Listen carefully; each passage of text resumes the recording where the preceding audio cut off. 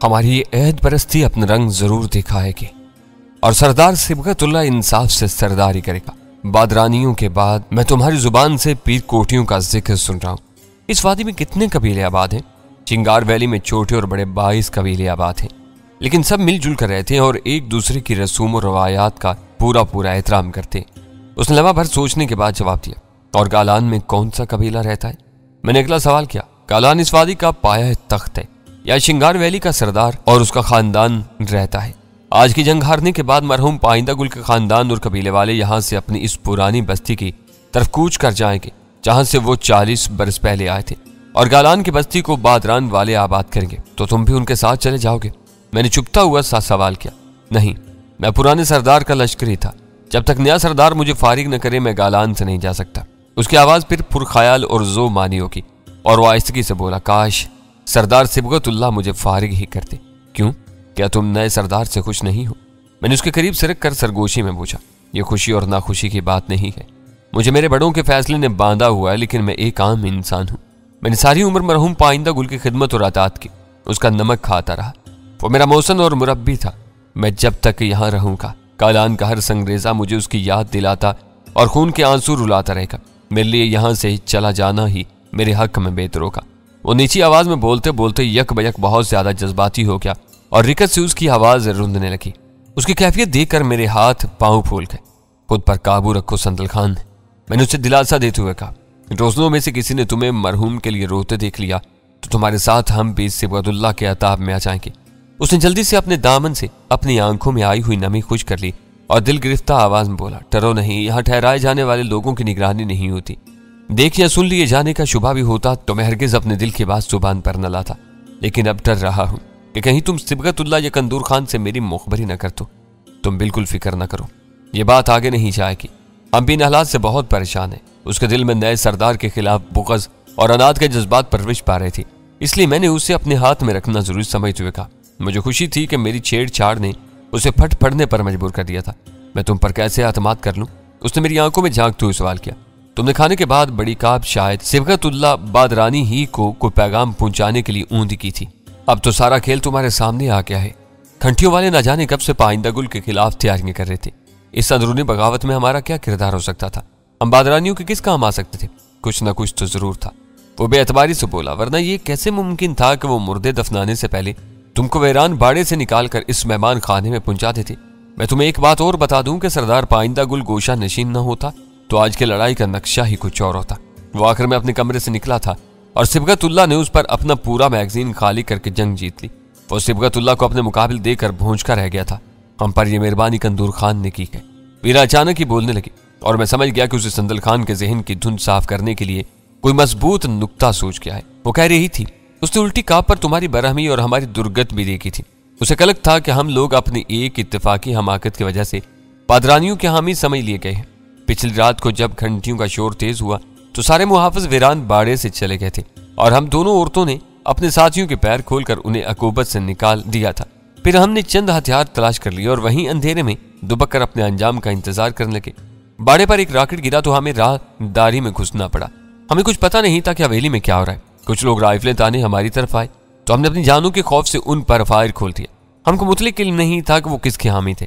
बाद में कंदूर खान ने बताया कि हमारे हाथों मरने और जख्मी होने वाले पाइंदा गुल के हामी थे जो बाड़े में घुसकर बाहर फरार होना चाह रहे थे। अल्लाह हमें माफ करे, हमसे वो सब बेखबरी में हुआ, लेकिन कंदूर खान इस बात से बहुत खुश हुआ कि हमने सिबगतुल्लाह की हमायत में हथियार उठाए थे। इन दो बातों की वजह से हम इस मेहमान खाने में नजर आ रहे। इस दौरान में गजाला फिर सुल्तान शाह भी बेदार हो चुका था। संदल खान उसका एक एक लफ्ज बहुत गौर से सुन रहा था। उसके खामोश होने पर उदासी से बोला, मैं तुमको इसीलिए पसंद करता हूँ कि तुम बहुत मासूम और भोली भाली हो। सादगी से हर बात सच से बता देती हूँ। तुम न बताती तो 2-4 दिन में मुझे पता चल जाता कि वो रास्ता किसने रोका हुआ था। चाहे तुम्हें अंदाजा नहीं कि हवेली का सबसे अहम मोर्चा तुम ही ने संभाला हुआ था। इस बाड़े के खुफिया तहखाने में आग लगाने वाली बम्बों की पेटियां छुपी हुई थी। वो बम हमारे हाथ आ जाते तो बादरानियों के जिस्मों में आग लग जाती और वो बुरी तरह पसपा हो जाते। लेकिन अफसोस कि तुमने अपनी हिफाजत के खौफ से किसी को उधर नहीं जाने दिया और हम हार गए। तुम भूल रहे हो, तुम्हारी हार बाहर नहीं हुई। मैंने कहा, अंदर पाइंदा गुल के मारे जाने के बाद तुमने हथियार डाले हैं। सिबगतुल्लाह इसी घात में था। इस वाक़े को किसी भी तरह नहीं टाला जा सकता था। यह बात तुम्हारी समझ में नहीं आएगी। उसकी मायूसी और गहरी होगी। सरदार पाइंदा गुल अपने कमरे में महसूर था। वो बाहर अपने लश्करियों के पैर उखड़ने की खबर सुनने के बाद उनको हौसला देने के लिए बाहर आया था और मारा गया। अगर वो बम हमारे हाथ लग गए होते तो बाहर हमारा पलड़ा भारी रहता और सरदार पाइंदा गुल को बाहर आने की जरूरत पेश ना थी। पिटे हुए बादरानियों का हौसला बढ़ाने के लिए सिबगतुल्लाह को सामने आना पड़ता और हमारे हामी बागियों में उसकी हैसियत पहचानते ही उसे मार गिराते। इस जंग का नुक्ता तुम लोगों ने अपनी बेवकूफी से पलटा है। खैर, जो हो गया सो हो गया, अब इसे लौटाना नामुमकिन है। काश सिबगतुल्लाह तुम्हारे इस एहसान का बदला दे सके। उसके इंकिशाफ से मेरी खोपड़ी सुन्न होकर रहेगी। शायद इन लोगों के जहन में जंगी स्कीम का खाका पहले से तैयार था और कंदूर खान ने सिबगतुल्लाह से मिलने वाली हदायत के एन मुताबिक उल्टी काप देखते ही संदल खान को फौरी कार्रवाई से रोककर हमें मतरूक बाड़े में ले जाने का मशवरा दिया और संदल खान ने सरदार पाइंदा गुल की तायद हासिल करते ही हमें उस वीरान अहाते में भिजवा दिया। उसके वहमो गुमान में भी नहीं रहा होगा कि सरदार पाइंदा गुल और उसके वफादारों पर वो रात भारी गुजरने वाली है। फिर जब घंटियों का शोर तेज हुआ तो हमारी निगरानी पर मामूर शिंगारी हवेली में बुला लिए गए। इस सुनहरे मौका से फायदा उठाकर कंदूर खान ने हथियारों का वजनी थैला हमारे हवाले करके वो महाज हमें सौंप दिया। शायद हवेली के अंदर उनके पास काबिल एतमाद नफरी की कमी थी, जबकि हम बड़ी काब को उलटकर उन्हें अपनी पूरी हमायत का यकीन दिला चुके थे।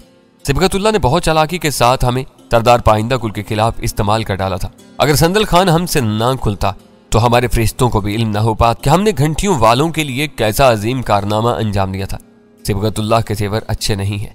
मैंने उसे चंद घंटे पहले होने वाली मुलाकात को याद करते हुए राजदाराना सरगोशी में कहा, अगर उसने फौरी तौर पर हमें यहाँ से रवाना होने की इजाजत नहीं दी तो हम कुछ और सोचने पर मजबूर हो जाएंगे। हम गैर मुअय्यना मुद्दत तक इस मेहमान खाने में कैद नहीं रह सकते। यह बड़ी सफाक सरजमीन है, या तुम कुछ नहीं कर सकोगे। अगर तुम शहर में मेरे अखराजात उठाने की जिम्मेदारी कबूल करो तो फिर सोचने का काम मुझ पर छोड़ दो। ये लोग तुम्हें तुम्हारी मर्जी के खिलाफ यहाँ नहीं रोक सकेंगे। मेरा दिल उछल कर हल्के में आ गया। पत्थर में जोंक लग रही थी। मेरे सानू गुमान में भी नहीं था कि पहाड़ों से घिरी हुई इस बेरहम वादी में कोई शिंगारी हमारा दोस्त और हमदर्द बन जाएगा। अखराजात ही नहीं, हम तुम्हें माला माल कर देंगे। मैंने दबे जोश के साथ कहा, फिर यह बात तय है। उसने अपना दाहिना हाथ मेरे हाथ में दे दिया। संदल खान की सख्त खुरदरी और चौड़ी हथेली में मेरे हाथ की हड्डियां चटक उठी। मेरी उंगलियों का दबाव उसका कुछ नहीं बिगाड़ सका था। एक बात बताओ, उसे मुफाहमत हो जाने के बाद अचानक ही गजाला उसे मुखातिब कर बैठी और पूरी तरह गजाला की तरफ मुतवज्जा हो गया। वो कदर तवक्कुफ के बाद बोली, मैंने सुना है शिंगारा के बुजुर्ग इस इलाके में बिजली की फराहमी के कट्टर मुखालिफ हैं। फिर यहाँ हेरवन कैसे बनती होगी? उसकी तैयारी के लिए कुछ बरकी आलात तो नागुज़ीर होते हैं। पहले इस काम के लिए कम आवाज वाले जापानी जनरेटर इस्तेमाल किए जाते थे। जिन कारों में हेरोइन बनाई जाती थी वह आम लोगों का दाखिला या गुजर मना था। वो बताने लगा, अब बिगड़ते हुए हालात की वजह से हेरोइन साजी का काम ऐसे बंद फौजी ट्रकों में मुंतकिल कर दिया गया है जो जख्मियों को ले जाने के लिए इस्तेमाल होते हैं। फुलादी कैबिन वाले 2 रूसी ट्रकों के इंजन जनरेटर भी चलाते हैं। इन ट्रकों पर मटियाला रंग फेर कर उन्हें शिंगार वैली की हदूद से बाहर पहाड़ों में छुपा दिया गया। इनकी हिफाजत के लिए 4 जीपों में मुसल्ला मुहाफिज रहते हैं और वही मुहाफिज इंजनों के लिए नीचे से डीजल लाते हैं। खेप तैयार होते ही गालान पहुंचा दी जाती थी और फिर सरदार पाइंदा गुल उसे आगे बढ़ा देता था। यानी वो लोग मुस्तकिल तौर पर वादी से बाहर पहाड़ों में रहते हैं। गजाला ने हर से पूछा, हाँ, खतरात बढ़ जाने की वजह से ऐसा बंदोबस्त जरूरी हो गया था। वो बोला, खतरात? सुल्तान शाह ने हैरत से दुहराया, इन आजाद इलाकों में कैसे खतरात हो सकते हैं? पहले हेरोइन साजी के लिए हमारी हौसला अफजाई की गई थी। उसने तलखी के साथ कहा, बाहर से आने वाले माहिरों ने हमारे लड़कों को अफीम से हेरोइन बनाने के तरीके सिखाए, मगर अब यह नशा उनके मुल्कों में मकबूल हो गया तो वो चाहते हैं कि हम इस नफा बख्श काम को खत्म कर दें। लेकिन वो भूल गए हैं कि वक्त का पहिया उल्टा नहीं चलाया जा सकता। उन्हें मालूम है कि शिंगारा वैली में अफीम काश्त होती है और इससे हेरोइन बनती है। इनके जहाज हमारी लेबार्ट्रियों का पता चलाने के लिए वादी पर नीची परवाजें करते हैं। सुना है कि उन्होंने पाकिस्तान में अफीम और हेरोइन पर काबू पाने के लिए जबरी काम भी करवाए हैं। हम डरते हैं कि कहीं वो जहाजों से अपने मुसल्ला छाता फौज इन पहाड़ों में ना उतारते। इस खौफ से हमने हेरोइन बनाने का काम वादी से बाहर मुंतकिल कर दिया। वह कंदूर खान की सुनाई हुई अधूरी कहानी का बकिया हिस्सा था। वो लोग बैरूनी दुनिया से बिल्कुल कट कर अपने हाल में मस्त रहने के लिए कोशां थे, लेकिन फिर भी वो बैरूनी दबाव से आजाद नहीं थे। इन्हें गैर मुल्कियों की ताकत और हरबी बर्तरी ने खौफ में मुब्तला किया हुआ था। संदल खान जिन खदशात का इजहार कर रहा था वो बेबुनियाद नहीं थे। जो लोग हेरोइन के खिलाफ आलमी मुहिम की सरबराही कर रहे थे उनके हाथ बहुत लंबे थे। वो किसी खौफ के बगैर शिंगारा वैली में बड़े पैमाने की फौजी कार्रवाई कर सकते थे। मगर इत्मीनान की बात यह थी कि इस वक्त तक वो लोग अमलन अफगानिस्तान या इसके कुर्बो जवार में मौजूद नहीं थे, जबकि शिंगारा वैली पर धावा बोलने के लिए इन्हें आसपास के इलाके में किसी अड्डे या ठिकाने की शदीद जरूरत थी। इसके बगैर वो इस पहाड़ी वादी के लिए कोई हकीकी खतरा पैदा नहीं कर सकते थे।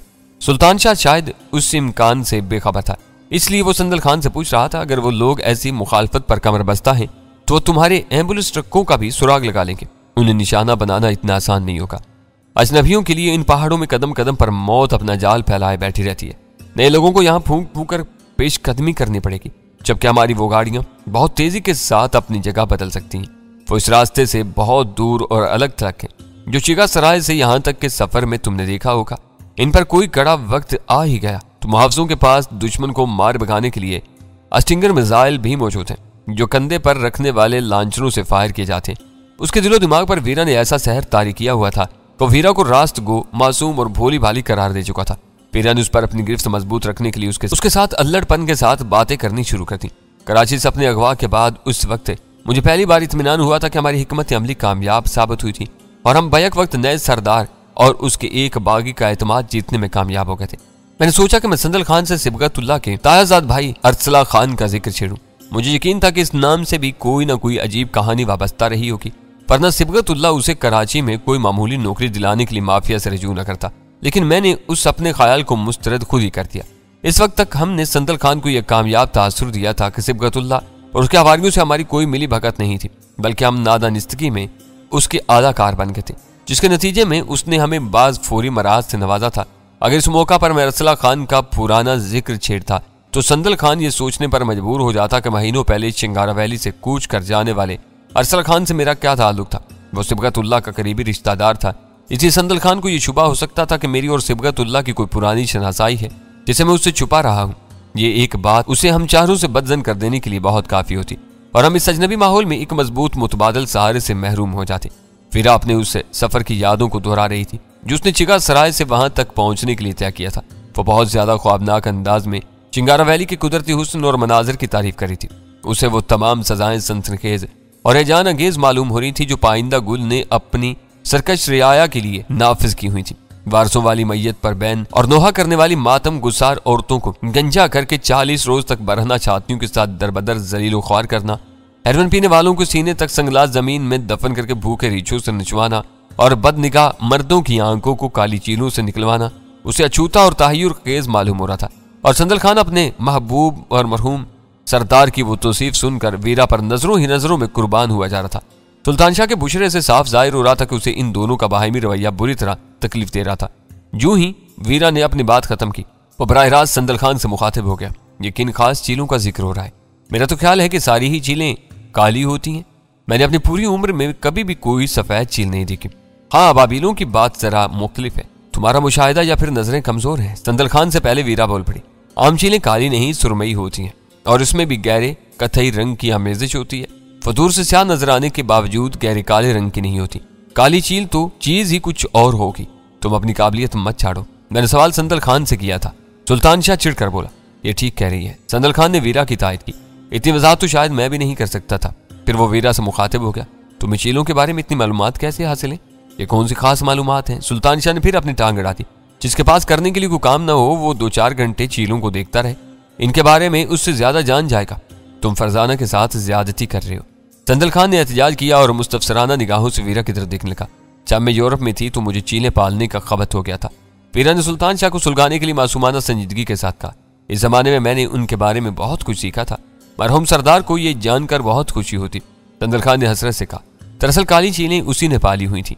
वो सिर्फ मेंढक या फिर हमारे लिए जिबा होने वाले जानवरों की आंखें खाती थी। मैंने बस एक बार ही वो भयानक मंजर देखा था। एक काली चील को पिंजरे से निकालकर बंद कमरे में छोड़ा गया, फिर मुजरिम को अंदर धकेल दिया गया। चील फौरन ही अपने पंजे निकालकर उसके चेहरे पर हमलावर हुई और उसके हाथों को जख्मी करके अपने दोनों पंजों से उसकी आंखें निकाल लेगी। वो बदनसीब आज भी गालान में चिट्टाइयां बुनता है। हैरत की बात यह है कि उसे अंधा करने के बाद चील ने दोबारा उसके बदन के किसी हिस्से पर हमला नहीं किया और एक कोने में बैठकर उसकी दोनों आंखें खाती रही। मरहूम सरदार इबरतनाक सजाएं देने में अपना सानी नहीं रखता था। शायद वो गुफ्तगू और नोक झोंक आगे मजीद बढ़ती, लेकिन इसी वक्त फिजा खानों की इश्तिहा अंगेज खुशबू से महक उठी। भुने हुए गोश्त की बू हर खुशबू पर गालिब थी। हम सब ही बेचैन हो गए। मेरा ख्याल था कि हमारा खाना इसी ख्वाबगाह में पहुंचाया जाएगा, लेकिन चंद सातों के बाद एक चिंगारी ने अंदर की समत वाले दरवाजे से नमदार होकर कुछ कहा और संदल खान ने फौरन ही अपनी जगह छोड़ दी। आओ, बाहर वाले कमरे में खाना तुम्हारा इंतजार कर रहा है। हमारी तरह संदल खान भी सुबह से भूखा था। उसने हमारे साथ खाने में शरीक होने से गुरेज करना चाहा, लेकिन वो वीरा के इसरार को नहीं टाल सका। दो शिंगारी जरूरत की कोई भी चीज फराम करने के लिए मुस्तैद खड़े हुए थे। पिछले 24 घंटों में ये पहला खाना है जो मुयस्सर आया है। मैंने संदल खान से कहा, ये दोनों भी जंग से थके हुए और भूखे होंगे, इन्हें भी साथ बिठा लो, खाना बहुत ज्यादा है, अपना पेट भरो और इन फजूल बातों को छोड़ो। संदल खान ने कदरे तेजी से कहा, यहाँ कुछ बच गया तो ये बाद में खा लेंगे, वरना इन्हें लंगर से खाना मिलेगा। ये मेहमानों के साथ नहीं बैठ सकते। मैं उसकी बात पूरी होने से पहले ही खाने से इंसाफ करने में मसरूफ हो चुका था। आराम से पेट भर लो और ये भी सुन लो कि खाने के बाद तुम्हें नए सरदार के पास जाना है। थोड़ी देर बाद संदल खान ने वो इंकिशाफ करके मुझे चौंका दिया। वो सिर्फ तुमसे मिलना चाहता है। यह खबर तुम्हें कब और कैसे मिली? मैंने बितकल्फी से पूछा, क्योंकि दोनों शिंगारी खिदमतकार उर्दू से बेबहरा नजर आ रहे थे। खाने की इतला देने वाले ने बताया था, लेकिन मैंने शुरू में ये जिक्र करके तुम्हारी भूख खराब करने से गुरेज किया था। वो तंदूरी नान के साथ नमकीन गोश्त का एक बड़ा पार्चा निगलने के बाद बोला। इसके बाद खाने के दौरान में खामोशी रही। सब पूरे इन्हमाक से खाने में मसरूफ रहे। अच्छी तरह शिकम सेर होने के बाद मैंने सिगरेट सुलगाई तो वीरा ने भी मेरा साथ दिया। मेरी सिबगतुल्लाह की वो तलबी गैर मुतवक्का नहीं थी। जब उससे मेरी मुलाकात हुई तो उसने मेरी आंखों में शनासाई की झलकियां देखकर मुख्तसर तौर पर बात खत्म कर दी थी। चिंगारियों की भीड़ में वो मुझसे ज्यादा बातें कर भी नहीं सकता था। मेरा ख्याल था कि वो इस मामले पर कुछ गुफ्तगू करेगा और फिर हमारी वापसी का मामला तय पा जाएगा। खिदमतकार बर्तन वगैरह समेट कर ले गए तो मैं संदल खान के साथ उठ खड़ा हुआ। मेरी वापसी तक कोई मसला खड़ा न कर देना। मैंने खुशमकी नजरों से सुल्तान शाह की तरफ देखते हुए कहा, आज तुम फरजाना से कुछ ज्यादा ही उलझ रहे हो। क्या गड़बड़ का इम्कान हो तो फरजाना को भी अपने साथ ले चलते हैं। मेरी परेशानी से आगाह होती संदल खान ने अपनी तजवीज पेश कर दी। तुम्हें सरदार सिबगतुल्लाह के पास तनहा जाना होगा। जब तक तुम वहां से फारिग हो गए, इतनी देर में मैं फरजानों को हवेली और काली चीलों वगैरह के पिंजरे वगैरह की सैर करा दूंगा। नहीं, इसकी जरूरत नहीं है। सुल्तान शाह फौरन ही खुश्क लहजे में बोल पड़ा। हमारे दरमियान इतने ज्यादा इख्तिलाफात नहीं है कि हम थोड़ी देर भी सुकून से न रह सकें। फिर वो मुझसे मुखातब हो गया, तुम बेफिक्र होकर संदल भाई के साथ जाओ, चाहो तो वापसी में फरजाना के बदले हवेली की सैर भी करते आना। वीरा वहां रहकर संदल खान को अपने काबू में करने के साथ साथ सुल्तान शाह को जलाने की कोशिश भी कर रही थी। इसलिए संदल खान के साथ उसका रवैया फ्याजाना था, वरना वो खुद भी उस चिंगारी से एक मखसूस फासला बरकरार रखना चाहती थी। उसने भी सुल्तान शाह की राय की तायद की और मैं संदल खान के साथ नए सरदार से पहली तफसीली मुलाकात के लिए रवाना हो गया। इस बार मैं नंगे पांव नहीं था। रास्ते में हर जगह मचलों की जर्द और लरसती रोशनी ने एक पुरस्कार सा समा बांधा हुआ था। वो लोग सूरज गरूब होते ही रात का खाना खाने और जल्द सो जाने के आदी थी, लेकिन इस वक्त आधी रात गुजर जाने के बावजूद हवेली में ढीले ढाले लिबासों वाले चिंगारी अपने चानों से हथियार लटकाए असेबी सायों की तरह घूम फिर रहे थे। इन लोगों ने हवेली के हर हिस्से से खून और लड़ाई के दीगर आसार को इतनी सफाई से मिटा दिया था कि अंदाजा ही नहीं होता था कि चंद घंटों कबल वो हवेली जंग का मरकज बनी हुई थी। रास्ता तय करते हुए मेरी बेचैन निगाहें कंदूर खान को तलाश करती रही, लेकिन वो कहीं नजर नहीं आया। मुझे उसकी तवील गैर हाजिरी से कदरे तशवीश होने लगी थी। पहले वो मुसलसल हमारे साथ चिपका रहा था, लेकिन संदल खान को भेजने के बाद वो एकदम गायब हो गया था। शायद उसे संदल खान के लिए हमारी हमदर्दियां पसंद नहीं आई थी, तो मैं अब हर वक्त घंटियों की आवाजें नहीं ठहराएंगी। रास्ते में संदल खान ने कहा, पहले तुम बार बार आसेब और पतरूहों का जिक्र करके मुझे भी आसाब ज़दा कर दिया करते थे और मैं तुम पर झपट कर तुम्हें खामोश कराने पर मजबूर हो गया था। वो सूरत हाल ही ऐसी थी। घंटियां खुद ब खुद बजती थी और मादूम हो जाती थी। मुझे कुछ इल्म नहीं था कि वो सब क्यों होता है। बात करते करते अचानक मुझे बदरूहों के बारे में उसका नजरिया याद आ गया और मैंने पूछा, तुम कह रहे थे कि बदरूहें तुम्हारे मुर्दों के पेट में घुसकर लोगों को परेशान करती हैं, इसलिए तुम मरने वालों के पेट चाक करके उनकी सारी आलाइशें मगरबी ढलानों पर फेंक देती हो, जहां गिद्ध वो सब खा जाते हैं। बदरूहों का मुर्दों के पेट में भरी हुई आलाइशों से क्या ताल्लुक है? बदरूहें हमेशा भूख और प्यास से बुलबुलाती फिरती हैं। अपने इसी चक्कर में वो जिंदा इंसानों को नहीं सताती। मुर्दा इंसानों के पेट की आलाइशें उनकी मरगूब ग़िज़ा होती हैं। जो ही कोई मरता है वो उसके पेट में घुसने की कोशिश शुरू कर देती हैं। लाश पर दूसरा पहर गुजर जाए तो इन्हें पनागाह मिल जाती है और वो अपना पेट भरने के बाद दहशत ज़दा करने वाली हरकतें शुरू कर देती हैं। इसलिए हम मुर्दों का पेट फौरन साफ कर देते। उसने वजाहत के साथ अपना नजरिया पेश किया, जो हैरान कुन होने के बावजूद नया नहीं था। इससे मिलते जुलते नजरियात अफ्रीका के बहुत से कबाइल भी इस्तेमाल करते थे। खास बात यह थी कि इल्म और तहजीब से दूर अपने खौल में बंद रहकर जिंदगी गुजारने वाले ही इस किस्म के जाहिलाना तवहमात का शिकार पाए जाते थे। इसका मतलब है कि इस वक्त गालान में 87 बदरूहें अपने पंजे गाड़ चुकी हैं। मैंने कहा, यह क्या कह रहे हो? वो बुखला कर बोला। उसकी आंखों से यकबयक खौफ और वहशत का इजहार होने लगा था। क्या तुम पर दोबारा इसी किस्म का दौरा पड़ रहा है? यह दौरा नहीं है। मैं इन 87 चिंगारियों के बारे में सोच रहा था जो आज की लड़ाई में मारे गए हैं और उन्हें दफनाया जा चुका है। इनके पेट तो साफ नहीं किए गए होंगे। कैसी बातें कर रहे हो? मुर्दों को गुस्ल देने से पहले पेट खाली कर दिए गए थे। हर शिंगारी इस अमल की अहमियत से पूरी तरह वाकिफ है। जानबूझकर कोई भी मसाइब को दावत देना पसंद नहीं करता। मेरे अंदाजे के हिसाब से इन लोगों ने पेट वगैरह साफ करके इतनी बड़ी तादाद में मुर्दे दफन करने में गैर मामूली महारत और फुर्ती का मुजाहरा किया था। जंगी मुआशरे से ताल्लुक रखने की बिना पर शायद वो ऐसे गैर मामूली काम तेजी से सरअंजाम देने के आदी हो गए थे। संदल खान ने बताया कि सिबगतुल्लाह की हमायत में लड़ने के लिए गिरदोनवा के कई कबाइल से मुसल्लह लोगों की भारी नफरी ने कालान पर लश्कर कशी की थी। जंग खत्म होने के बाद उनमें से बहुत से लोग हवेली में ठहरे हुए थे, जिनकी वजह से रास्तों और राहदारियों में ज्यादा चहल पहल नजर आती। पकिया लोग हवेली के सामने वाले मैदान में ही पड़ाव डाले हुए थे। आखिरकार हम अंदर ही अंदर चलते हुए कालीनों से आरास्ता उस दरबार हाल में पहुंच गए, जिसके एक सिरे पर मुनक्किद चौबीत दरवाजा मौजूद था। मैंने पाइंदा गुल से इसी दरवाजे के पीछे मुलाकात की थी। इस वक्त दरबार हाल लोगों से भरा हुआ था। शायद वहां खाने का दौर खत्म हो चुका था, मगर फिजा में इश्तिहा अंगेज खुशबुएं चकराती फिर रही थी। साथ ही हाल की फिजा सिगरेटों के धुएं से भरी हुई थी, क्योंकि बेशतर शिंगारी लेट या बैठकर कुछ गपियां करने के साथ साथ सिगरेट नोशी भी कर रहे थे। वो सभी संदल खान के जाने पहचाने लोग थे। वो किसी से हंसता बोलता और किसी को इशारे करता हुआ आगे बढ़ता रहा। बंद दरवाजे के करीब पहुंचकर उसने वहां मौजूद मुसल्लत शिंगारी से कुछ कहा। वो फौरन ही दरवाजा खोलकर अंदर चला गया। वापसी पर उसने जो कुछ कहा वो सुनने के बाद संदल खान मुझे लेकर दीवार के साथ एक गोशे में बैठ गया। अंदर नया सरदार कुछ लोगों के साथ मुलाकात में मसरूफ था और हमें बाहर रुककर उसके फारिग होने का इंतजार करना था। मुझे वक्त की सितम जरीफी का अंदाजा हुआ कि पिछली रात तक संदल खान सरदार पाइंदा गुल के खास लोगों में शामिल था। उसे सरदार के कमरे में दाखिल होने के लिए किसी की इजाजत या इंतजार की जरूरत नहीं थी। वो जब चाहता दरवाजा खोलकर बेधड़क अंदर जा सकता था। लेकिन गालान में बर्पा होने वाले खूनी इनकलाब ने उस कलील सी मुद्दत में उसे इस बुलंद मकाम से ऐसी जगह ला फेंका था जहां वही काम शिंगारी के अलावा कुछ भी नहीं था।